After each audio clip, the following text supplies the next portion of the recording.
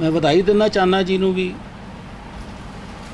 ਮੇਰੀ ਬੇਨਤੀ ਸਵੀਕਾਰ ਕਰਕੇ ਲਿਖੀ ਹੈ, ਇਹ ਮੈਨੂੰ ਨਹੀਂ ਆਸ ਲੱਗਦੀ, ਪਰ ਇਹ ਆਸ ਮੈਨੂੰ ਜ਼ਰੂਰ ਲੱਗਦੀ ਆ ਕਿ ਪੁਰਾਣੀ ਦੋਸਤੀ ਦਾ ਵਾਸਤਾ ਜਦੋਂ ਪਾਉਂਦਾ ਰਿਹਾ ਮੈਂ ਉਹਨਾਂ ਨੇ ਇਹ ਗੱਲ ਜ਼ਰੂਰ ਮੰਨ ਲਈ ਆ ਕਿ ਜਿਸ ਗੱਲ ਲਈ ਚਾਨਾ ਬਣਿਆ, ਚਾਨੇ ਨੂੰ ਕੰਮ ਉਹੀ ਕਰਨਾ ਚਾਹੀਦਾ। ਮੈਂ ਜਦੋਂ ਉਹਨੂੰ ਮਿਲਦਾ ਸਾਂ, ਕਿਉਂਕਿ ਅਸੀਂ ਕਾਲਜ ਇਕੱਠੇ ਸਾਂ, ਅਤੇ ਉਹਨੇ ਕੰਮ ਵੱਡੇ ਵੱਡੇ ਵੀ ਕੀਤੇ ਆ, ਹੋਰ TV ਦੇ ਕੀਤੇ ਆ, ਫਿਲਮਾਂ ਦੇ ਕੀਤੇ ਆ, ਪਰ ਮੇਰੀ ਤਸੱਲੀ ਨਹੀਂ ਸੀ ਹੁੰਦੀ ਕਦੀ। ਮੈਂ ਹਮੇਸ਼ਾ ਉਹਨਾਂ ਨੂੰ ਇਹ ਕਹਿੰਦਾ ਸੀ ਵੀ ਚਾਨਾ ਜੀ ਇਹ ਕੰਮ ਤਾਂ ਹੋਰ ਵੀ ਕਰੇ ਸਕਦਾ ਕੋਈ, ਪਰ ਤੁਸੀਂ ਕੋਈ ਹੋਰ ਕੰਮ ਕਰਨ ਵਾਲੇ ਹੋ, ਉਹਨੂੰ ਕਰੋ। ਅਤੇ ਚਾਨਾ ਜੀ ਨੇ ਮੇਰੀ ਇਸ ਬੇਨਤੀ ਨੂੰ ਸਵੀਕਾਰ ਕਰ ਲਿਆ। ਮੈਂ ਉਹਨਾਂ ਦਾ ਦਿਲੋਂ ਰਿਣੀ ਆ, ਔਰ ਮੇਰੀ ਆਸ਼ਾ ਆ ਵੀ ਉਹ ਇਹ ਜਿੰਨਾ ਕੁ ਜੀਵਨ ਸਾਡਾ ਬਚੇਗਾ ਗਾਹਾਂ, ਉਹ ਇਸ ਦਿਸ਼ਾ ਜ਼ਿਆਦਾ ਕੰਮ ਕਰਨਗੇ। ਇਹ ਭਗਤ ਸਿੰਘ ਦੀ ਕਿਤਾਬ ਜਦੋਂ ਲਿਖਣ ਦਾ ਆਇਆ ਤਾਂ ਬਾਕੀ ਲੋਕਾਂ ਵਾਂਗ ਮੇਰੇ ਮਨ ਵਿੱਚ ਵੀ ਸੀ ਕਿ ਭਗਤ ਸਿੰਘ ਵਰਗੇ ਚਾਨਾ ਕੀ ਲਿਖ ਦੂਗਾ ਨਵੀਂ ਗੱਲ ਕੋਈ, ਜਿਹਦੇ ਬਾਰੇ 600 ਕਿਤਾਬਾਂ ਪਹਿਲਾਂ ਲਿਖੀਆਂ ਗਈਆਂ। ਸ਼ਾਇਦ ਕਿਸੇ ਆਜ਼ਾਦੀ ਘੁਲਾਟੀਏ ਨਾਲੋਂ ਸਭ ਤੋਂ ਜ਼ਿਆਦਾ ਕਿਤਾਬਾਂ ਲਿਟਰੇਚਰ ਭਗਤ ਸਿੰਘ 'ਤੇ ਲਿਖਿਆ ਗਿਆ ਹੋਵੇ, ਕਿਉਂਕਿ ਭਗਤ ਸਿੰਘ ਇਕੱਲਾ ਆਜ਼ਾਦੀ ਦਾ ਸੰਗਰਾਮੀਆਂ ਨਹੀਂ ਸੀ ਹੈ, ਉਹ ਸਾਂਝੀਵਾਲਤਾ ਦਾ, ਮਜ਼ਦੂਰ ਰਾਜ ਦਾ, ਮਜ਼ਦੂਰ ਕਿਸਾਨਾਂ ਦੇ ਰਾਜ ਦਾ ਹਾਮੀ ਸੀ। ਇਸ ਕਰਕੇ ਉਹ ਬਾਕੀ ਸ਼ਹੀਦਾਂ ਦੀ ਲਾਈਨੋਂ ਅਗਲਾ ਕਤਾਰ ਵਾਲਾ ਸ਼ਹੀਦ ਬਣ ਗਿਆ। ਤਾਂ ਪਰ ਜਦੋਂ ਮੈਂ ਚਾਨਾ ਜੀ ਦੀ ਕਿਤਾਬ ਪੜ੍ਹੀ ਤਾਂ ਲੱਗਾ ਨਹੀਂ, ਉਹ ਮੇਰਾ ਭਰਮ ਸੀ ਇਸ ਗੱਲ ਦਾ। ਭਗਤ ਸਿੰਘ ਬਾਰੇ ਵੀ ਕੁਝ ਲਿਖਿਆ ਜਾ ਸਕਦਾ, ਜਿੱਦਾਂ ਦਾ ਭਗਤ ਸਿੰਘ ਚਾਨੇ ਨੇ ਪੇਸ਼ ਕੀਤਾ ਆ।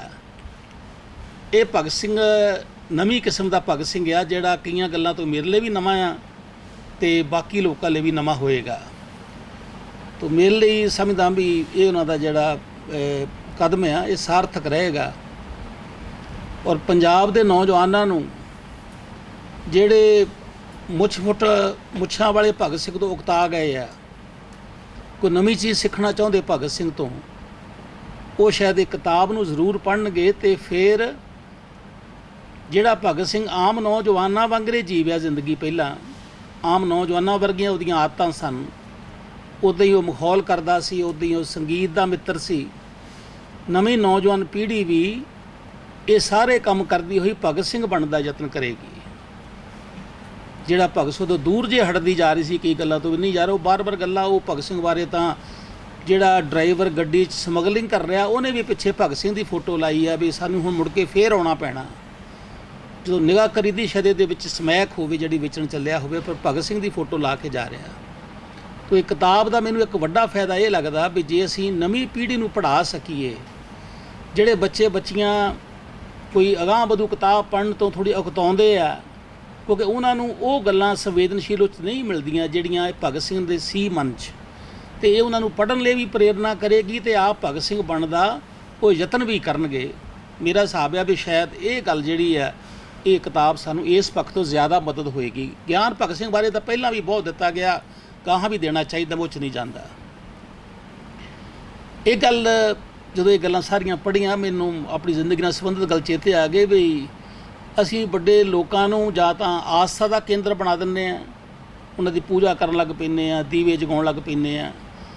ਗਦਰ ਪਾਰਟੀ ਦੇ ਦਫ਼ਤਰ ਵੱਲੋਂ, ਮੈਂ ਉਹਨਾਂ ਟਰਸਟੀ ਹੋਣ ਨਾਤੇ, ਅਸੀਂ ਇੱਕ ਵਾਰੀ ਪਿੰਡਾਂ 'ਚ ਗਏ, ਇੱਕ ਜਗ੍ਹਾ ਮਠੀ ਬਣਾਈ ਹੋਈ ਗਦਰ ਪਾਰਟੀ ਦੇ ਯੋਧੇ ਦੀ, ਉਹ ਇਹ ਦੀਵਾ ਜਗਦਾ ਸੀ, ਚੋਲਾ ਸਾਹਿਬ ਦੇ ਨੇੜੇ ਆ। ਮੈਂ ਹੈਰਾਨ ਘਰਦਿਆਂ ਨੂੰ ਕਿ ਇਹ ਤੁਸੀਂ ਕਿਉਂ ਬਣਾ ਦਿੱਤੀ ਯਾਰ, ਉਹ ਹੋਰ ਹਾਲ ਬੜਾ ਸੋਹਣਾ ਬਣਾਇਆ। ਨਹੀਂ, ਕਹਿੰਦੇ ਜੀ ਇਹ ਸਾਡਾ ਇਹ ਘਰ ਦੀ ਰਵਾਇਤ ਆ, ਪਿੱਛੇ ਉਹਦੀ ਮਠੀ ਬਣਾਈ ਹੋਈ। ਤਾਂ ਮੇਰਾ ਸੀ ਵੀ ਆਸਥਾ ਦਾ ਕੇਂਦਰ ਬਣਾ ਦੇਈਦਾ। ਮੈਂ ਤਾਂ ਇਹ ਕਹੂੰਗਾ ਵੀ ਨਾਨਕ ਨੂੰ ਵੀ ਆਸਥਾ ਦਾ ਕੇਂਦਰ ਨਹੀਂ ਬਣਾਉਣਾ ਚਾਹੀਦਾ। ਜੇ ਨਾਨਕ ਨੂੰ ਜਿਉਂਦਾ ਰੱਖਣਾ ਚਾਹੁੰਦੇ ਹੋ, ਜੇ ਨਾਨਕ ਦੀ ਕੋਈ ਵਿਦਵਤਾ 'ਤੇ ਮਾਣ ਕਰਨਾ ਚਾਹੁੰਦੇ ਹੋ, ਨਾਨਕ ਨੂੰ ਆਸਥਾ ਦਾ ਕੇਂਦਰ ਬਣਾ ਕੇ ਕਿਉਂ ਸਥੂਲ ਬਣਾ ਦਿੱਤਾ ਸੀ ਲੋਕਾਂ ਨੇ? ਅਸੀਂ ਮਾਰਕਸ ਨੂੰ ਕਿਉਂ ਸਥੂਲ ਬਣਾ ਦਿੱਤਾ? ਅਸੀਂ ਭਗਤ ਸਿੰਘ ਨੂੰ ਵੀ ਕਿਉਂ ਬਣਾਤਾ ਵੀ ਭਗਤ ਸਿੰਘ ਬਣਾ ਹੀ ਨਹੀਂ ਸਕਦਾ ਸਾਡੇ 'ਚੋਂ ਕੋਈ ਬਹਿ ਕੇ? ਇਹ ਠੀਕ ਹੈ, ਰਣਜੀਤ ਸਿੰਘ ਹੋਰਾਂ ਨੂੰ ਮੈਂ ਵੀ ਸੁਣਦਾ ਰਿਹਾ ਵੀ ਇਹ ਜਿਹੜੇ ਨਾਨਕ ਦੇਵ ਜੀ ਕਹਿ ਲਓ, ਮਾਰਕਸ ਕਹਿ ਲਓ, ਭਗਤ ਸਿੰਘ ਕਹਿ ਲਓ, ਹੋਰ ਯੋਧੇ ਕਹਿ ਲਓ, ਉਹਨਾਂ ਦੇ ਵੇਲੇ ਹਾਲਾਤ ਬਹੁਤ ਮਾੜੇ ਸਨ। ਗਾਹਾਂ ਤੋਂ ਗਾਹਾਂ ਗੱਡੀ ਸਿੱਖਦਿਆਂ ਲੰਘਦੀ ਆ। ਜਿਹੜੀਆਂ ਗੱਲਾਂ ਨਾਨਕ ਦੇਵ ਨੇ ਕਹੀਆਂ, ਉਹਨਾਂ ਬਹੁਤ ਸਾਰੀਆਂ ਗੱਲਾਂ ਤੋਂ ਲਾਜ਼ਮੀ ਤੌਰ 'ਤੇ ਭਗਤ ਸਿੰਘ ਸਿੱਖਿਆ ਹੋਏਗਾ। ਭਗਤ ਸਿੰਘ ਤੋਂ ਲਾਜ਼ਮੀ ਅਸੀਂ ਸਿੱਖਾਂਗੇ ਬਹਿ ਕੇ। ਅੱਜ ਦੇ ਸਮੇਂ ਸਿੱਖਦੇ ਹੋਏ ਸਾਰੀਆਂ ਗੱਲਾਂ ਅੱਜ ਅਸੀਂ ਉੱਦਾਂ ਹੀ ਸੋਚੀਏ ਜੇ ਅੱਜ ਨਾਨਕ ਦੇਵ ਜਿਉਂਦੇ ਹੁੰਦੇ ਉਹ ਸੋਚਦੇ। ਜੇ ਭਗਤ ਸਿੰਘ ਅੱਜ ਜਿਉਂਦਾ ਹੁੰਦਾ ਤੇ ਉਹ ਸੋਚਦਾ, ਸ਼ਾਇਦ ਜਿਹੜਾ ਭਗਤ ਸਿੰਘ 31ਵੇਂ ਸੋਚਦਾ ਸੀ ਜਾਂ 30ਵੇਂ ਸੋਚਦਾ ਸੀ, ਅੱਜ ਉਹਦੇ ਨਾਲ ਅੱਗੇ ਸੋਚਣ ਦੀ ਲੋੜ ਪਏਗੀ ਸਾਨੂੰ। ਨਹੀਂ ਤਾਂ ਅਸੀਂ ਭਗਤ ਸਿੰਘ ਨੂੰ ਪਿੱਛੇ ਰਹਿ ਜਾਵਾਂਗੇ। ਜੇ ਅਸੀਂ ਭਗਤ ਸਿੰਘ ਵਾਂਗਰ 29 ਵਾਂਗਰ ਸੋਚਾਂਗੇ, ਅਸੀਂ ਗੁਰੂ ਨਾਨਕ ਦੇਵ ਵਾਂਗਰ 1490 ਵਾਂਗਰ ਸੋਚਾਂਗੇ, ਤੇ ਲਾਜ਼ਮੀ ਨਵੀਆਂ ਹਾਲਤ। ਹਾਂ, ਇਹ ਠੀਕ ਆ, ਉਹ ਸਾਡੇ ਨਾਇਕ ਆ, ਉਹਨਾਂ ਦੇ ਸੋਚਣੀ ਜਿਹੜੀ ਆ ਉਹਦੇ ਵਿੱਚ ਕਿੰਨਾ ਸਾਰ ਤੱਤ ਆ, ਕਿੰਨੀ ਸੱਚਾਈ ਆ, ਉਹਨੂੰ ਵੀ ਸਮਝਣਾ ਚਾਹੀਦਾ। ਔਰ ਸਾਡੇ ਲਈ ਉਹਨਾਂ ਨੇ ਕਿੱਦਾਂ ਜ਼ਿੰਦਗੀ ਕੱਟੀ ਆ, ਤਕਲੀਫਾਂ ਸਾਡੇ ਲਈ ਪ੍ਰੇਰਨਾ ਦੇ ਸਰੋਤ ਆ, ਪਰ ਉਹਨਾਂ ਦੀ ਸਿੱਖਿਆ ਤੋਂ ਪ੍ਰੇਰਨਾ ਲੈ ਕੇ ਅੱਜ ਦੇ ਮਸਲਿਆਂ ਨਾਲ ਸਾਨੂੰ ਰੂਬਰੂ ਹੋਣਾ ਚਾਹੀਦਾ। ਨਹੀਂ ਤਾਂ ਫਿਰ ਉਹ ਆਸਥਾ ਦਾ ਕੇਂਦਰ ਬਣ ਜਾਣਗੇ, ਉਹ ਆਪਣਾ ਸਾਰਥਕ ਰੋਲ ਅਦਾ ਨਹੀਂ ਕਰ ਸਕਣਗੇ। ਇਹ ਕਿਤਾਬ ਪੜ੍ਹ ਕੇ ਜੋ ਭਗਤ ਸਿੰਘ ਦੀਆਂ ਆਦਤਾਂ ਸੁਣ ਕੇ ਜਿਹੜੀ ਮੈਂ ਪਹਿਲਾਂ ਗੱਲ ਕਹੀ, ਉਹ ਸੱਚੀ ਮੁੱਚੀ ਗੱਲ ਇੱਦਾਂ ਹੀ ਆ ਵੀ ਜਲੰਧਰ ਹਰਵੱਲਭ ਦਾ ਸੰਗੀਤ ਸੰਮੇਲਨ ਚੱਲਦਾ ਹਰ ਸਾਲ।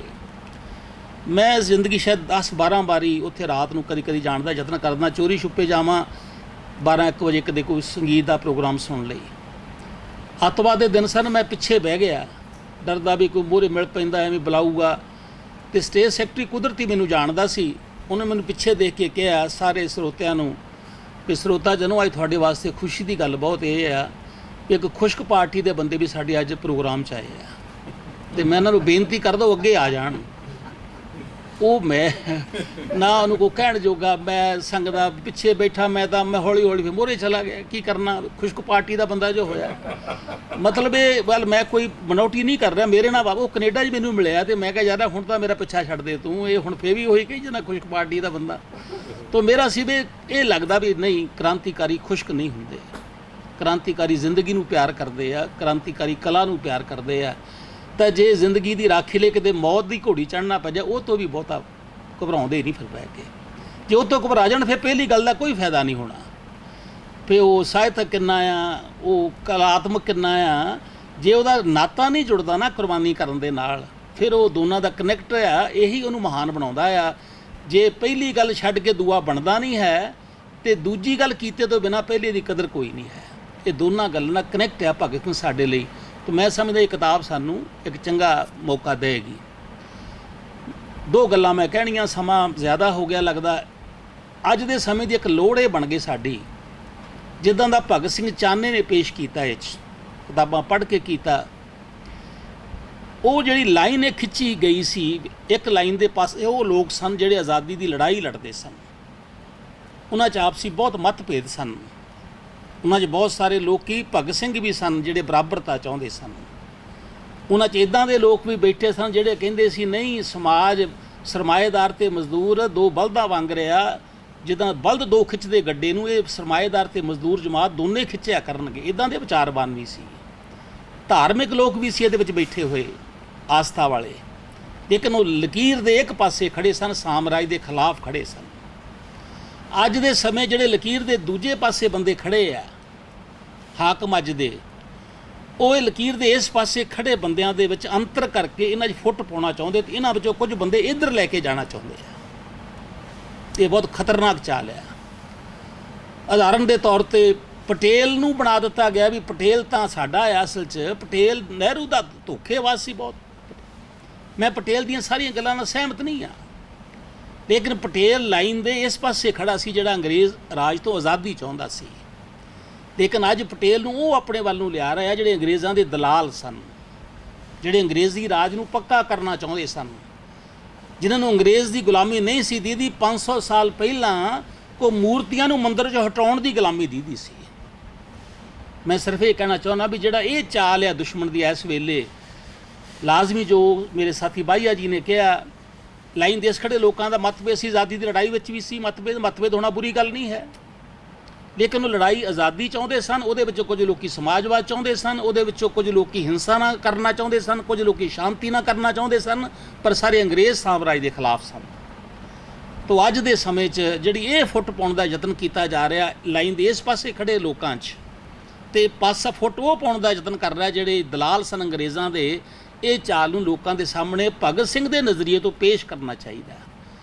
ਔਰ ਲਾਜਪਤ ਰਾਏ ਅਤੇ ਭਗਤ ਸਿੰਘ ਦਾ ਜਿਹੜਾ ਮੇਲ ਇਹ 'ਚ ਕੀਤਾ ਗਿਆ, ਉਹ ਸਾਨੂੰ ਬਹੁਤ ਮਦਦਗਾਰ ਸਿੱਧ ਹੋ ਸਕਦਾ। ਵੀ ਜਿਸ ਲਾਜਪਤ ਰਾਏ ਦੀ ਨੀਤੀ ਮੈਂ ਪਸੰਦ ਨਹੀਂ ਕਰਦਾ, ਪਰ ਉਹ ਜਦੋਂ ਉਹਦੀ ਪੱਗ ਨੂੰ ਹੱਥ ਪਾਇਆ ਗਿਆ ਤਾਂ ਮੈਂ ਸਮਝਦਾ ਮੇਰੀ ਕੌਮ ਨੂੰ ਹੱਥ ਪਾਇਆ ਗਿਆ, ਤਾਂ ਮੈਂ ਉਹਦੇ ਲਈ ਵੱਡੇ ਤੋਂ ਵੱਡਾ ਕਾਰਜ ਕਰਨ ਨੂੰ ਵੀ ਤਿਆਰ ਹਾਂ। ਇੰਨਾ ਬੁਨਿਆਦੀ ਮਤਭੇਦ, ਤੇ ਫਿਰ ਉਸ ਬੁਨਿਆਦੀ ਮਤਭੇਦ ਦੇ ਹੁੰਦਿਆਂ ਹੋਏ ਵੀ ਐਡਾ ਕਾਰਜ ਕਰਨ ਦੀ ਹਿੰਮਤ। ਇਹ ਮੇਰਾ ਮਤਲਬ ਸਾਨੂੰ ਅੱਜ ਦੇ ਸਮੇਂ 'ਚ ਇਹ ਗੱਲ ਮਦਦ ਕਰ ਸਕਦੀ ਆ ਵੀ ਅਸੀਂ ਕਿੱਦਾਂ ਅੱਜ ਦੇ ਹਾਲਾਤਾਂ ਨੂੰ, ਜਿਹੜੀ ਲਾਈਨ ਦੇ ਇਸ ਪਾਸੇ ਲੋਕ ਖੜ੍ਹੇ ਆ ਅੱਜ ਵੀ ਫਿਰ ਉਹੀ ਧਰਮ ਨਿਰਪੱਖਤਾ, ਲੋਕ ਰਾਜ, ਸੋਸ਼ਲਿਜ਼ਮ, ਸਾਂਝੀਵਾਲਤਾ, ਇਹਦੇ ਇੱਕ ਜਾਤ ਪਾਤ ਦਾ ਖਾਤਮਾ, ਔਰਤਾਂ ਦੀ ਬਰਾਬਰਤਾ, ਇਹ ਅਸੀਂ ਇੱਕ ਪਾਸੇ ਲੋਕ ਖੜ੍ਹੇ ਆ। ਇਹ 'ਚ ਖੱਬੇ ਪੱਖੀ ਲੋਕ ਵੀ ਆ, ਮਾਨਵਵਾਦੀ ਲੋਕ ਵੀ ਆ, ਖੱਬਿਆਂ ਤੋਂ ਬਿਨਾਂ ਵੀ ਲੋਕ ਵੀ ਆ, ਨਾਸਤਕ ਵੀ ਆ, ਆਸਤਕ ਵੀ ਆ, ਪਰ ਲਾਈਨ ਦੇ ਤੇ ਇਸ ਪਾਸੇ ਖੜ੍ਹੇ ਨਾ। ਤੇ ਜਿਹੜੇ ਲਾਈਨ ਦੇ ਦੂਜੇ ਪਾਸੇ ਖੜ੍ਹੇ, ਜਿਹੜੇ ਜਾਤ ਪਾਤ ਵੀ ਚਾਹੁੰਦੇ ਆ, ਜਿਹੜੇ ਲੁਟੇਰੇ ਸਿਸਟਮ ਨੂੰ ਜਿੰਦਾਬਾਦ ਕਹਿਣਾ ਚਾਹੁੰਦੇ ਆ, ਜਿਹੜੇ ਔਰਤਾਂ ਨੂੰ ਵੀ ਜੂਏ 'ਚ ਖੇਲ ਕੇ ਉਹਦੀ ਸਾੜੀ ਉੱਤਰਦੀ ਦੇਖ ਕੇ ਤਾੜੀਆਂ ਮਾਰ ਸਕਦੇ ਆ, ਜਿਹੜੇ ਲਾਈਨ ਦੇ ਇਸ ਪਾਸੇ ਖੜ੍ਹੇ ਆ, ਜਿਹੜੇ ਦੇਸ਼ ਭਗਤਾਂ ਦੇ ਵਿਚਾਰਾਂ ਵਾਲਿਆਂ ਨੂੰ ਜੇਲ੍ਹਾਂ 'ਚ ਬੰਦ ਕਰ ਸਕਦੇ ਆ, ਰੋਜ਼ ਕਰਦੇ ਆ ਯੂਪੀ 'ਚ। ਇਹ ਨਿਰਤਾਰਾ ਤਾਂ ਹੋ ਜਾਏ ਨਾ ਵੀ ਲਾਈਨ ਦੇ ਇਸ ਪਾਸੇ ਉਹ ਖੜ੍ਹੇ ਤੇ ਲਾਈਨ ਦੇ ਅਸੀਂ ਇਸ ਪਾਸੇ ਖੜ੍ਹੇ ਹਾਂ। ਇਹ ਲੜਾਈ ਇਸ ਪੱਧਰ 'ਤੇ ਲੜੀ ਜਾਣੀ ਚਾਹੀਦੀ ਹੈ। ਭਗਤ ਸਿੰਘ ਦੀ ਇਹ ਕਿਤਾਬ ਸਾਨੂੰ ਇਹ ਗੱਲ ਕਰਨ ਵਿੱਚ ਮਦਦ ਕਰਦੀ ਆ, ਕਰੇਗੀ ਲਾਜ਼ਮੀ ਤੌਰ 'ਤੇ ਮਦਦ। ਔਰ ਮੈਂ ਅੱਜ ਦਾ ਸਮਾਂ ਕਈ ਵਾਰੀ ਹੁੰਦਾ ਅਸੀਂ ਬਹੁਤ ਸਾਰਾ ਧਰਮ ਦੇ ਨਾਂ 'ਤੇ ਬਹਿਸ ਕਰਦੇ ਹਾਂ, ਔਰ ਮੈਂ ਸਮਝਦਾ ਵੀ ਆਪਣੇ ਅਧਿਐਨ ਦੇ ਆਧਾਰ 'ਤੇ ਹੀ ਬੰਦੇ ਨੂੰ ਨਾਸਤਕ ਬਣਨਾ ਚਾਹੀਦਾ। ਕਿਸੇ ਦੇ ਕਹਿਣ 'ਤੇ, ਕਿਸੇ ਦੇ ਪਿੱਛੇ ਲੱਗ ਕੇ ਸ਼ਾਇਦ ਨਹੀਂ ਫਾਇਦਾ ਨਹੀਂ ਹੁੰਦਾ। ਔਰ ਇਹ ਬੜਾ ਵੱਡਾ ਮਸਲਾ ਬਣਿਆ ਵੀ ਆਸਤਕ ਕੌਣ, ਨਾਸਤਕ ਕੌਣ, ਹਮਲੇ ਬੜੇ ਹੁੰਦੇ ਆ। ਲੇਕਿਨ ਭਗਤ ਸਿੰਘ ਦੀ ਕਿਤਾਬ ਪੜ੍ਹਨ ਤੋਂ ਬਾਅਦ ਲਾਜ਼ਮੀ ਆ ਵੀ ਤੁਸੀਂ ਕਿਸੇ ਮੱਥੇ ਦੇ ਤਿਲਕਧਾਰੀ ਨੂੰ ਨਾਲ ਲੈ ਕੇ, ਕਿਸੇ 5 ਕਕਾਰਾਂ ਦੇ ਧਾਰਨੀ ਨੂੰ ਨਾਲ ਲੈ ਕੇ ਵੀ ਨਾ ਰਾਤ ਨੂੰ ਲੋਕਾਂ ਲਈ ਲੜ ਸਕਦੇ ਹੋ, ਫਾਂਸੀ 'ਤੇ ਚੜ੍ਹ ਸਕਦੇ ਹੋ ਤੁਸੀਂ। ਜਿਹੜਾ ਇਹ ਆ ਇਸ਼ੂ, ਐਂਗਲਸ ਨੇ ਬਹੁਤ ਅੱਛਾ ਇੱਕ ਜਗ੍ਹਾ ਲਿਖਿਆ, ਉਹਨੂੰ ਪੁੱਛਿਆ ਵੀ ਕੋਈ ਰੱਬ ਨੂੰ ਮੰਨਣ ਵਾਲਾ ਬੰਦਾ ਕਮਿਊਨਿਸਟ ਬਣ ਸਕਦਾ, ਤੇਰੀ ਪਾਰਟੀ ਦਾ ਮੈਂਬਰ ਬਣ ਸਕਦਾ ਜਿਹੜੀ ਤੂੰ ਬਣਾਉਣੀ ਚਾਹੁੰਦਾ? ਉਹ ਕਹਿੰਦਾ ਹਾਂ ਬਣਾ ਸਕਦਾ। ਉਹ ਕਹਿੰਦਾ ਇਹਦਾ ਫਰਕ ਤਾਂ ਨਹੀਂ ਪੈਗਾ। ਉਹ ਕਹਿੰਦਾ ਵੀ ਇਹ ਤੰਗੀ ਉਹਦੀ ਆ, ਮੇਰੀ ਤੰਗੀ ਥੋੜ੍ਹੋ ਆ। ਇਹ ਜਦੋਂ ਬਣੇਗਾ ਤੇ ਉਹ ਸੋਚੇਗਾ ਵੀ ਜੋ ਅਸੀਂ ਕਰਨਾ ਚਾਹੁੰਦੇ ਆ ਵੀ ਉਹਨੂੰ ਫਿੱਟ ਆਉਂਦਾ ਕਿ ਨਹੀਂ ਆਉਂਦਾ। ਜੇ ਫਿੱਟ ਆਉਂਦਾ ਹੋ ਤਾਂ ਫਿਰ ਸਾਡਾ ਕੰਮ ਬਣ ਗਿਆ, ਜੇ ਨਹੀਂ ਆਉਂਦਾ ਤਾਂ ਅਗਲੀ ਵਾਰੀ ਮੀਟਿੰਗ 'ਚ ਨਹੀਂ ਆਏਗਾ। ਉਹਦਾ ਮੈਂ ਆਪਣੇ ਜੁੰਮਾ ਕਿਉਂ ਲਵਾਂ ਬਹਿ ਕੇ ਵੀ ਉਹਨੂੰ ਮਨਾਵਾਂ, ਮੋਹਰ ਲਾਵਾਂ ਪਹਿਲਾਂ ਤੂੰ ਕੀ ਆ। ਅਤੇ ਮੈਂ ਸਮਝਦਾ ਅੱਜ ਦੇ ਸਮੇਂ 'ਚ ਇਹ ਜਿਹੜੀ ਕਿਤਾਬ ਆ, ਇਹ ਭਗਤ ਸਿੰਘ ਦਾ ਜਿਹੜਾ ਇਕੱਠੇ ਰਹਿਣ ਦਾ ਉਹਨਾਂ ਦਾ ਨਜ਼ਰੀਆ ਆ, ਆਸਤਕ ਅਤੇ ਨਾਸਤਕ ਦਾ, ਇਹ ਵੀ ਸਾਡੀ ਮਦਦ ਕਰੇਗਾ। ਸਾਨੂੰ ਆਉਣ ਵਾਲੇ ਦਿਨਾਂ 'ਚ ਇਹ ਸਾਂਝੀ ਲੜਾਈ ਲੜਨ 'ਚ ਮਦਦ ਕਰੇਗਾ। ਪੈਸ ਸਾਹਿਬ ਨੇ ਬੜੀ ਪਿਆਰੀ ਗੱਲ ਕੀਤੀ ਹੈ। ਮੈਨੂੰ ਜੀ ਕਰਦਾ ਵੀ ਉਹ ਭਾਵੇਂ ਨਾਂ ਲੈ ਕੇ ਮੇਰਾ ਕਹਿ ਦਿੰਦੇ, ਮੈਨੂੰ ਖੁਸ਼ੀ ਬਹੁਤ ਹੁੰਦੀ। ਅਸੀਂ ਪਿਛਲੇ 'ਤੇ ਮਾਣ ਜ਼ਿਆਦਾ ਕਰਦੇ ਹਾਂ, ਪਿਛਲੇ 'ਤੇ ਮਾਣ ਕਰਨ ਯੋਗ ਹਾਲੇ ਬਹੁਤਾ ਕੁਝ ਨਹੀਂ ਹੈ। ਖਾਸ ਤੌਰ 'ਤੇ ਸਾਡੇ ਪੀੜ੍ਹੀ ਅਸੀਂ ਲੋਕਾਂ ਲਈ, ਸਾਡੇ ਲਈ ਜੋ ਨਾ ਨਹੀਂ ਕਰ ਸਕੇ ਉਹ ਵਿਚਾਰਨ ਦੀ ਲੋੜ ਹੈ। ਅਸੀਂ ਕਰ ਕੀ ਸਕੇ ਹਾਂ? ਮੈਂ ਤੁਹਾਨੂੰ ਸਿਫਤਾਂ ਦੇ ਪੁਲ ਬਣਾਵਾਂ ਵੀ ਮੈਂ ਕਿੰਨੀਆਂ ਲੜਾਈਆਂ ਲੜਿਆ, ਮੈਂ ਕੀ ਬੜੇ ਅਸਮਾਨ ਨੂੰ ਟਾਕੀ ਲਾਈ ਆ। ਇਹ ਗੱਲਾਂ ਕਰਨ ਦਾ ਸਮਾਂ ਨਹੀਂ ਹੈ। ਇਹ ਸਮਾਂ ਇਤਿਹਾਸ ਕਰਦਾ, ਅਸੀਂ ਥੋੜ੍ਹੀ ਕਰਦੇ ਹਾਂ। ਭਗਤ ਸਿੰਘ ਨੇ ਥੋੜ੍ਹੀ ਆਪਣੀਆਂ ਸਿਫਤਾਂ ਕੀਤੀਆਂ। ਭਗਤ ਸਿੰਘ ਅੱਜ ਅਸੀਂ ਜਾਣਦੇ ਭਗਤ ਸਿੰਘ ਚੰਗਾ ਸੀ, ਮਾੜਾ ਸੀ, ਕੀ ਕੀਤਾ ਸੀ। ਅੱਜ ਅਸੀਂ ਜੋ ਕੀਤਾ ਆ ਉਹਦਾ ਜ਼ਿਕਰ ਕਰਨ ਦੀ ਲੋੜ ਨਹੀਂ ਹੈ। ਉਹ ਤੋਂ ਸਿੱਖਣ ਦੀ ਲੋੜ ਤਾਂ ਹੈ। ਜੋ ਨਹੀਂ ਕਰ ਸਕੇ ਉਹਦੇ 'ਤੇ ਪਛਚਾਤਾਪ ਕਰਨ ਦੀ ਲੋੜ ਜ਼ਰੂਰ ਆ। ਅਤੇ ਮੈਂ ਉਹਨਾਂ 'ਚੋਂ ਇੱਕ ਹਾਂ। ਚਾਨਾ ਜੀ ਦਾ ਮਿੱਤਰ ਮੈਂ ਇਸ ਲਈ ਬਣਿਆ ਵੀ ਮੈਂ ਉਹਨਾਂ 'ਤੇ ਪਛਚਾਤਾਪ ਕਰ ਰਿਹਾ, ਕਿਉਂਕਿ ਮੈਂ ਉਹਦਾ ਹਿੱਸੇਦਾਰ ਹਾਂ। ਇਹ 'ਤੇ ਪਛਚਾਤਾਪ ਕਰਨਾ ਚਾਹੀਦਾ।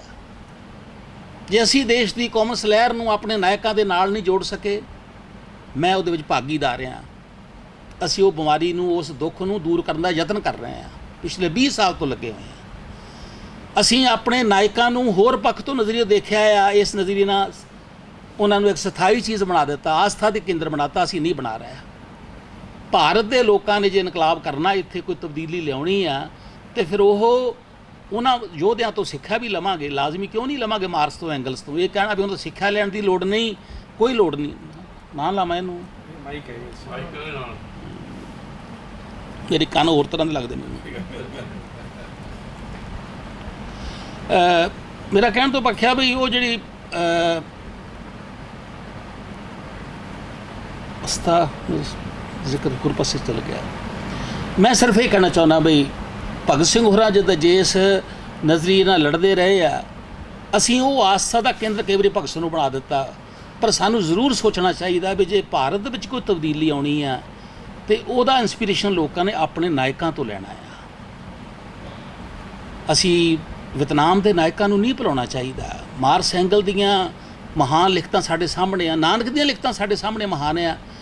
ਲੇਕਿਨ ਜੇ ਅਸੀਂ ਕਹੀਏ ਵੀ ਅਸੀਂ ਗੁਰੂ ਗੋਬਿੰਦ ਸਿੰਘ ਦੇ ਬੱਚਿਆਂ ਦੀ ਕੁਰਬਾਨੀ ਦਾ ਜ਼ਿਕਰ ਕੀਤੇ ਤੋਂ ਬਿਨਾਂ ਪੰਜਾਬ ਦੇ ਲੋਕਾਂ ਨੂੰ ਲੜਾਈ ਲਈ ਜਗਾ ਲੈਣਾ, ਜੇ ਇਹ ਕਹੀਏ ਵੀ ਬਾਬੇ ਨਾਨਕ ਦੇ ਫਲਸਫੇ ਨੂੰ ਪਾਸੇ ਕਰਕੇ ਅਸੀਂ ਲੋਕਾਂ ਨੂੰ ਕੈਪੀਟਲ ਸਮਝਾ ਦੇਣੀ ਆ ਸੌਖੇ ਢੰਗ ਨਾਲ, ਜਿਹੜੀ ਗੱਲ ਮਾਰਕਸ ਨੇ 300 ਸਾਲ ਬਾਅਦ ਬਾਅਦ ਕਹੀ ਆ। ਉਹਨਾਂ ਨੇ ਕਿਹਾ ਪਾਪਾਂ ਬਾਝੋਂ ਨਹੀਂ ਇਕੱਠੀ ਹੁੰਦੀ ਇਹ ਚੀਜ਼, ਤੇ ਮਾਰਕਸ ਨੇ ਕਹਿਤਾ ਵੀ ਕੈਪੀਟਲ ਦੀ ਅਕੋਮੋਡੇਸ਼ਨ ਜਿਹੜੀ ਆ ਉਹ ਕਿਰਤ ਦੀ ਲੁੱਟ ਕਰਨ ਤੋਂ ਬਿਨਾਂ ਨਹੀਂ ਹੁੰਦੀ। ਇੱਦਾਂ ਲੱਗਦਾ ਜਿੱਦਾਂ ਪੰਜਾਬੀ ਟਰਾਂਸਲੇਸ਼ਨ ਕੀਤਾ ਹੁੰਦਾ ਕੋਈ ਨਾ ਕੋਈ। ਤਾਂ ਮੇਰਾ ਭਾਵ ਕਹਿਣ ਤੋਂ ਬਈ ਇਹ ਜਿਹੜਾ ਇਹ ਨੁਕਸ ਆ ਸਾਡੀ ਲਹਿਰ ਦਾ ਵੀ ਅਸੀਂ ਆਪਣੇ ਨਾਇਕਾਂ ਨੂੰ ਨਹੀਂ ਪਛਾਣ ਸਕੇ, ਫਿਰ ਅਸੀਂ ਆਪਣੇ ਸਮਾਜਿਕ ਵਰਤਾਰੇ ਨੂੰ ਲੈ ਕਿੱਡੀ 100 ਸਾਲ ਦੀ ਸਾਡੀ ਉਮਰ ਹੋ ਗਈ ਆ, ਅਸੀਂ ਸਭ ਤੋਂ ਲੁੱਟੇ ਪੁੱਟੇ ਜਾ ਰਹੇ, ਥੱਲੇ ਦੇ 20% ਲੋਕਾਂ ਨੂੰ ਨਹੀਂ ਜਾਣ ਸਕੇ। ਮੇਰੇ ਪਿੰਡ 'ਚ ਰਹਿੰਦੇ, ਮੇਰੇ ਮੁਹੱਲੇ 'ਚ ਰਹਿੰਦੇ ਆ, ਮੇਰਾ ਘਰ ਉੱਥੇ ਆ, ਅਸੀਂ ਆਪਣਾ ਆਲਾ ਦੁਆਲਾ ਹੀ ਨਹੀਂ ਸਮਝ ਸਕੇ ਕਰਨਾ ਕੀ ਹੈ, ਤੇ ਹੋਰ ਕਿਸੇ ਦਾ ਕੀ ਕਰ ਲੈਣਾ ਬਹਿ ਕੇ। ਪਰ ਅਸੀਂ ਅਹਿਸਾਸ ਕਰਦੇ ਵੀ ਉਹਨਾਂ ਤੋਂ ਬਿਨਾਂ ਇਹ ਪਾਰ ਉਤਾਰਾ ਨਹੀਂ ਹੋਣਾ। ਇਹ ਵੀ ਸਮਝ ਸਕੇ ਆ ਬਈ ਔਰਤਾਂ 50% ਆਬਾਦੀ ਇਕੱਲਾ ਇਹ ਨਹੀਂ ਹੈ ਵੀ ਔਰਤਾਂ ਦੇ ਨਾਲ ਕੋਈ ਥੱਪੜ ਵੱਜ ਗਿਆ ਵਿਚਾਰੀ ਦੇ, ਕੋਈ ਨਾ, ਔਰਤ ਦਾ ਜੰਮਣਾ ਹੀ ਦੇਸ਼ 'ਚ ਗੁਨਾਹ ਆ। ਲੁੱਟ ਬਾਕੀ ਥਾਂ 'ਤੇ 2 ਤਰ੍ਹਾਂ ਹੁੰਦੀ ਔਰਤ ਦੀ ਲੁੱਟ, ਸਾਡੀ 3 ਤਰ੍ਹਾਂ ਹੋ ਰਹੀ ਆ। ਬਾਹਰ ਲੁੱਟ ਹੁੰਦੀ ਹੈ, ਆਰਥਿਕ ਤੌਰ 'ਤੇ ਲੁੱਟ ਹੁੰਦੀ ਹੈ, ਇੱਕ ਉਹਦਾ ਇਸ ਕਰਕੇ ਹੁੰਦੀ ਔਰਤ ਆ ਉਹਨਾਂ ਜ਼ਿਆਦਤੀਆਂ ਹੁੰਦੀਆਂ ਸਰੀਰਕ ਤੌਰ 'ਤੇ, ਉਹਦਾ ਖੂਬਸੂਰਤ ਸਰੀਰ ਆ। ਤੀਜੀ ਲੁੱਟ ਇਸ ਕਰਕੇ ਸਾਡੀ ਵੱਖਰੀ ਆ, ਇੱਥੇ ਕੁੜੀ ਦਾ ਜਨਮ ਲੈਣਾ ਹੀ ਗੁਨਾਹ ਆ। ਕੁੜੀ ਦਾ ਜਨਮ ਆ ਗਿਆ ਤਾਂ ਸਿਰ ਨੀਵਾਂ ਹੋ ਗਿਆ ਮੇਰਾ ਬਹਿ ਕੇ। ਅਸੀਂ ਇਸ ਗੱਲ ਨੂੰ ਵੀ ਨਹੀਂ ਸਮਝਿਆ। ਔਰ ਮੇਰਾ ਕਹਿਣ ਤੋਂ ਪੱਕਿਆ ਬਈ ਜਿਹੜਾ ਅਸੀਂ ਸਾਡੇ 'ਚ ਵੱਖ-ਵੱਖ ਧੜੇ ਆ, ਵੱਖ-ਵੱਖ ਅਸੀਂ ਕਿਉਂ ਨਹੀਂ ਪਛਾਣ ਸਕੇ। ਮੈਂ ਫਿਰ ਦੁਹਰਾਉਣਾ, ਸਾਨੂੰ ਜੋ ਨਹੀਂ ਕਰ ਸਕੇ ਉਹਦੇ 'ਤੇ ਪਛਤਾਤਾਪ ਕਰਨਾ ਚਾਹੀਦਾ, ਅਤੇ ਉਹ ਕਰਨ ਵਾਸਤੇ ਸਾਨੂੰ ਇਕਜੁੱਟ ਹੋ ਕੇ ਅੱਗੇ ਵਧਣਾ ਚਾਹੀਦਾ, ਨਹੀਂ ਸਾਡਾ ਕੋਈ ਭਵਿੱਖ ਨਹੀਂ ਰਹੇਗਾ। ਇੱਕ ਮੈਂ ਗੱਲ ਅਖੀਰ 'ਚ ਕਹਿ ਕੇ ਕਹਿਣੀ ਹੈ, ਇਹ ਠੀਕ ਹੈ ਭਗਤ ਸਿੰਘ ਨੇ ਕਿਹਾ ਬਈ ਬੰਬ ਬੰਦੂਕਾਂ ਦਾ ਕਲਚਰ ਨਹੀਂ ਹੈ, ਨੌਜਵਾਨ ਨੂੰ ਇਹ ਨਹੀਂ ਸਿੱਖਿਆ ਦੇਣੀ, ਇਹਦੇ ਵਿੱਚ ਕੋਈ ਝੂਠ ਨਹੀਂ ਹੈ, ਠੀਕ ਗੱਲ ਹੈ। ਪਰ ਇਹ ਵੀ ਗੱਲ ਸੱਚ ਹੈ ਵੀ ਭਗਤ ਸਿੰਘ ਕ੍ਰਾਂਤੀਕਾਰੀ ਸੀ, ਉਹ ਸੱਤਾ ਦਾ ਪਰਿਵਰਤਨ ਚਾਹੁੰਦਾ ਸੀ, ਅਤੇ ਸੱਤਾ ਦਾ ਪਰਿਵਰਤਨ ਕੀਤਿਆਂ ਕਿਹੜੀਆਂ ਮੁਸ਼ਕਲਾਂ ਪੇਸ਼ ਆਉਣੀਆਂ ਇਹ ਡਿਪੈਂਡ ਤੁਹਾਡੇ 'ਤੇ ਨਹੀਂ ਕਰਦਾ, ਇਹ ਦੁਸ਼ਮਣ 'ਤੇ ਕਰਦਾ ਆ। ਮੈਂ ਤਾਂ ਸੱਤਾ ਦਾ ਪਰਿਵਰਤਨ ਰਾਤ ਨੂੰ 12 ਵਜੇ ਚਾਹੁੰਦਾ ਸੁਪਨੇ 'ਚ ਹੀ ਆ ਜਾਏ, ਤਤੀਵਾਬ ਨਾ ਲੱਗੇ ਕਿਸੇ ਨੂੰ। ਮੈਂ ਕਦੋਂ ਚਾਹੁੰਦਾ ਵੀ ਇਹ ਨਾ ਖੂਨ ਖਰਾਬਾ ਹੋਵੇ ਕੋਈ, ਪਰ ਇਹ ਤੈਅ ਮੈਂ ਥੋੜ੍ਹੀ ਕਰਨਾ ਬਹਿ ਕੇ। ਇਹ ਤੈਅ ਕਰਨਾ ਵੀ ਜਿਹੜਾ ਦੁਸ਼ਮਣ ਰਾਜ ਕਰ ਰਿਹਾ ਸਾਡੇ 'ਤੇ, ਉਹ ਸਾਡੇ ਬਾਰੇ ਕੀ ਸੋਚਦਾ ਹੈ, ਉਹਨੇ ਸੱਤਾ ਕਿੱਦਾਂ ਛੱਡਣੀ ਆ। ਇਸ ਲਈ ਭਗਤ ਸਿੰਘ ਨੂੰ ਜੇ ਅਸੀਂ ਭਗਤ ਸਿੰਘ ਨੂੰ ਇੱਦਾਂ ਹੀ ਇਕੱਲਾ ਜੋੜ ਦੇਵਾਂਗੇ ਬਈ ਭਗਤ ਸਿੰਘ ਨੇ ਕਿਹਾ ਵੀ ਨਹੀਂ ਬੰਬ ਬੰਦੂਕਾਂ ਦਾ ਕਲਚਰ ਮੇਰਾ ਨਹੀਂ ਹੈ, ਇਹ ਵੀ ਇੱਕ ਆਸਥਾ ਦਾ ਕੇਂਦਰ ਨਾ ਬਣ ਜਾਏ। ਭਗਤ ਸਿੰਘ ਪੂਰੀ ਤਰ੍ਹਾਂ ਸਟੇਟ ਪਾਵਰ ਨੂੰ ਵੀ ਜਾਣਦਾ ਸੀ। ਉਹ ਜਦੋਂ ਪਿੰਡਾਂ 'ਚ ਲੋਕਾਂ ਨੂੰ ਇਕੱਠੇ ਕਰਨ ਨੂੰ ਲੋਕਾਂ ਨੂੰ ਕਹਿ ਰਿਹਾ, ਨੌਜਵਾਨਾਂ ਨੂੰ, ਮਜ਼ਦੂਰਾਂ, ਕਿਸਾਨਾਂ ਨੂੰ, ਤੇ ਉਹ ਸੱਤਾ ਦੀ ਲੜਾਈ ਲੜਨ ਲਈ ਕਹਿ ਰਿਹਾ ਵੀ ਜਥੇਬੰਦ ਹੋਵੋ। ਜਥੇਬੰਦ ਹੋ ਕੇ ਫਿਰ ਤੁਹਾਨੂੰ ਕਿਹੜਾ ਰਾਹ ਅਪਣਾਉਣਾ ਪੈਂਦਾ, ਹਾਲਾਤ ਤੁਹਾਡੀ ਕਿਹੜੀ ਮੰਗ ਕਰਦੇ ਆ। ਜਿਵੇਂ ਚਿੱਲੀ ਦਾ ਜ਼ਿਕਰ ਕਰ ਦਿੱਤਾ ਗਿਆ, ਹੁਣ ਦਿੱਲੀ 'ਚ ਕਿਤੇ ਇਨਕਲਾਬ ਥੋੜ੍ਹਾ ਹੋ ਰਿਹਾ, ਤੇ ਇਨਕਲਾਬ ਦੇ ਖਿਲਾਫ ਮੁਜ਼ਾਹਰਾ ਕਰਦੇ, ਜਿਨ੍ਹਾਂ ਦੇ ਘਰ ਲੁੱਟੇ ਗਏ ਆ, ਜਿਨ੍ਹਾਂ ਦੇ ਰਾਈਟਸ ਕੀਤੇ ਜਿਨ੍ਹਾਂ ਦੇ ਖਿਲਾਫ, ਉਹਨਾਂ ਦੇ ਉੱਤੇ ਮੁਕੱਦਮੇ ਬਣ ਗਏ ਆ। ਕੀ ਕਰੋਗੇ ਤੁਸੀਂ ਬਹਿ ਕੇ? ਹਾਂ, ਉਹਦੇ 'ਚੋਂ ਨਿੱਜ ਦਾ ਕਤਲ ਕਰਨਾ, 4 ਮੈਂ ਫੌਜ ਵਾਲੇ ਬੰਦੇ ਮਾਰ ਦਿੱਤੇ, ਮੈਂ 2 ਬੰਦਿਆਂ ਦਾ ਨਾ ਪੁਲਿਸ ਜਾਂਦੀ ਸੀ, ਮੈਂ ਧਾ ਕੇ ਬੰਬ ਸਿੱਟ ਕੇ ਮਾਰਤਾ, ਇਹ ਇਨਕਲਾਬ ਨਹੀਂ ਹੈ, ਇਹ ਕੋਈ ਕ੍ਰਾਂਤੀ ਨਹੀਂ ਹੈ, ਐਵੇਂ ਬਚਪਨੀਆਂ ਗੱਲਾਂ ਆ। ਲੇਕਿਨ ਸੱਤਾ 'ਤੇ ਕਬਜ਼ਾ ਕਰਨ ਦੀ ਲੜਾਈ ਬੜੀ ਸੀਰੀਅਸ ਲੜਾਈ ਆ। ਜੇ ਭਗਤ ਸਿੰਘ ਨੂੰ ਕ੍ਰਾਂਤੀਕਾਰੀ ਮੰਨਦੇ ਆ, ਸਾਨੂੰ ਫਿਰ ਸੱਤਾ ਦਾ ਕਨਸੈਪਟ ਵੀ ਪੂਰੀ ਤਰ੍ਹਾਂ ਕਲੀਅਰ ਚਾਹੀਦਾ। ਇਹ ਨਹੀਂ ਵੀ ਜੋ ਭਗਤ ਸਿੰਘ ਨੇ ਕਹਿ ਦਿੱਤਾ ਉਹਦੇ 'ਤੇ ਇਕੱਲਾ ਬੈਠੀਏ, ਜੋ ਭਗਤ ਸਿੰਘ ਤੋਂ ਪਹਿਲਾਂ ਸੱਤਾ ਬਾਰੇ ਕਿਹਾ ਉਹਨੂੰ ਵੀ ਸਮਝਣਾ ਚਾਹੀਦਾ, ਅਤੇ ਜੋ ਭਗਤ ਸਿੰਘ ਤੋਂ ਬਾਅਦ ਸੱਤਾ ਦੇ ਬਾਰੇ ਦੁਨੀਆ ਦੇ ਤਜਰਬੇ ਹੋਏ ਆ ਉਹਨਾਂ ਨੂੰ ਵੀ ਸਾਹਮਣੇ ਰੱਖਣਾ ਚਾਹੀਦਾ। ਉਹਨਾਂ ਸਾਹਮਣੇ ਰੱਖਣ ਤੋਂ ਬਿਨਾਂ ਅਸੀਂ ਭਗਤ ਸਿੰਘ ਨੂੰ ਪੂਰੀ ਤਰ੍ਹਾਂ ਉਹਨਾਂ ਨੂੰ ਸਾਫ਼ ਨਹੀਂ ਕਰ ਸਕਾਂਗੇ। ਇਸ ਲਈ ਮੈਂ ਸਮਾਂ ਫਿਰ ਬੋਲਦੇ ਜ਼ਿਆਦਾ ਲੈ ਗਿਆ, ਪਰ ਮੈਂ ਹੁਣ ਬੰਦੇ ਕਰਨ ਲੱਗਾ ਗੱਲ ਆਪਣੀ।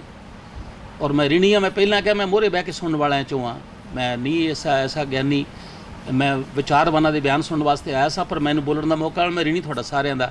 ਪਰ ਮੈਂ ਇਹ ਚਾਹੁੰਦਾ ਵੀ ਇਸ ਕੰਮ 'ਚ ਚਾਨਣਾ ਜੀ ਦੀ ਕਿਤਾਬ ਦੀ ਮੈਂ ਮਾਧਿਅਮ ਰਾਹੀਂ ਹੀ ਪੰਜਾਬ ਦੇ ਲੋਕਾਂ ਨੂੰ ਬੇਨਤੀ ਕਰਦਾ, ਇਹਦੇ ਵਿੱਚ ਇਕੱਠੇ ਮਦਦ ਕਰੋ ਸਾਰਿਆਂ ਦੀ, ਤਾਂ ਕਿ ਭਗਤ ਸਿੰਘ ਦੀ ਕਿਤਾਬ ਦਾ ਜਿਹੜਾ ਕੰਟੈਂਟ ਜਿਹੜਾ ਚਾਨਣੇ ਨੇ ਦਿੱਤਾ ਨਾ, ਉਹ ਅਸੀਂ ਪੂਰਾ ਕਰਨ ਵੱਲ ਵਧੀਏ। ਕਿਤਾਬ ਪੜ੍ਹੋ, ਇਹਦੇ ਵਿੱਚ ਬੜਾ ਕੁਝ ਆ, ਥੋੜ੍ਹੀ ਚੀਜ਼ ਸਮੁੰਦਰ 'ਚ ਨੇ, ਥੋੜ੍ਹੇ ਸਫ਼ੇ ਸਮੁੰਦਰ ਲੁਕੋ ਦਿੱਤਾ। ਚੰਗੀ ਗੱਲ ਆ, ਖੁਸ਼ੀ ਆ, ਇਹ 'ਚ ਗੁਣ ਹੈਗਾ ਚਾਨਾ ਜੀ 'ਚ, ਤਾਂ ਹੀ ਤਾਂ ਮੇਰੇ ਮਿੱਤਰ ਆ। ਇਹ ਤਾਂ ਆ ਇਹਦਾ ਫਾਇਦਾ ਕਿਤਾਬ ਦਾ ਵੀ ਅਸੀਂ ਇਹ ਕਿਤਾਬ ਦਾ ਕੰਟੈਂਟ ਸਮਝ ਕੇ ਇਹਨੂੰ ਆਪਣੇ ਪੰਜਾਬ ਅਤੇ ਦੇਸ਼ ਦੀ ਧਰਤੀ 'ਤੇ ਲਾਗੂ ਕਰੀਏ। ਅਤੇ ਜੋ ਭਗਤ ਸਿੰਘ ਅੱਜ ਜੀਂਦਾ ਹੁੰਦਾ, ਅੱਜ ਜਦੋਂ ਦਿੱਲੀ 'ਚ ਸੰਘ ਪਰਿਵਾਰ ਦਾ ਕਬਜ਼ਾ ਆ, ਜਦੋਂ ਲੋਕਾਂ ਨੂੰ ਧਰਮ ਦੇ ਨਾਂ 'ਤੇ ਲੜਾਇਆ ਜਾ ਰਿਹਾ, ਜਦੋਂ ਮਨੂਵਾਦ ਲਿਆਂਦਾ ਜਾ ਰਿਹਾ, ਜੇ ਭਗਤ ਸਿੰਘ ਅੱਜ ਜਿਉਂਦਾ ਹੁੰਦਾ ਜਾਂ ਨਾਨਕ ਅੱਜ ਜਿਉਂਦਾ ਹੁੰਦਾ, ਉਹ ਕੀ ਬੋਲਦੇ, ਫਿਰ ਉਹ ਕੀ ਕਰਦੇ, ਸਾਨੂੰ ਵੀ ਉਹ ਸੋਚਣਾ ਚਾਹੀਦਾ। ਅਸੀਂ ਵੀ ਉਹੀ ਕੰਮ ਉੱਦਾਂ ਸੋਚੀਏ, ਉਹੀ ਕਰੀਏ, ਫਿਰ ਅਸੀਂ ਭਗਤ ਸਿੰਘ ਦੇ ਸੱਚੇ ਸਾਥੀ ਕਹਾ ਸਕਾਂਗੇ। ਮੈਂ ਚਾਨਾ ਜੀ ਨੂੰ ਵਧਾਈ ਦਿੰਦਾ, ਬਾਈਆ ਜੀ ਦਾ, ਡਾਕਟਰ ਸਰਜੀਤ ਜੀ ਦਾ, ਸਾਰੇ ਸਾਥੀਆਂ ਦਾ। ਮੈਂ ਕਲਿਕਲ ਦਾ ਨਾਮ ਨਹੀਂ ਕਦੇ ਭੁੱਲ ਨਾ ਜਾਵਾਂ। ਮੈਂ ਰਿਣੀ ਹਾਂ ਔਰ ਵਧਾਈ ਦਿੰਦਾ। ਇਹ ਕਿਤਾਬ ਪੰਜਾਬ ਦੇ ਬੱਚਿਆਂ ਲਈ ਇੱਕ ਬਹੁਤ ਹੀ ਖੂਬਸੂਰਤ ਚੀਜ਼ ਬਣੇ। ਹਰ ਘਰ 'ਚ ਇਹ ਕਿਤਾਬ ਹੋਵੇ। ਜੇ ਬੱਚਾ ਪੜ੍ਹੇ, ਉਹਦੀ ਭੈਣ ਪੜ੍ਹੇ, ਭੈਣ ਤੋਂ ਬਾਅਦ ਉਹਦਾ ਭਰਾ ਪੜ੍ਹੇ, ਭਰਾ ਤੋਂ ਬਾਅਦ ਉਹਦੀ ਮਾਂ ਪੜ੍ਹੇ, ਤਾਂ ਕਿ ਇਹ ਘਰ ਦਾ ਚਰਚਾ ਬਣ ਜਾਵੇ। ਭਗਤ ਸਿੰਘ ਇੱਦਾਂ ਦਾ ਵੀ ਸੀ। ਇੱਦਾਂ ਸ਼ਬਦਾਂ ਦੇ ਨਾਲ ਹੀ ਮੈਂ ਵਧਾਈ ਦਿੰਦਾ ਹੋਇਆ ਆਪਣੀ ਗੱਲ ਨੂੰ ਸਮਾਪਤ ਕਰਦਾ। ਧੰਨਵਾਦ।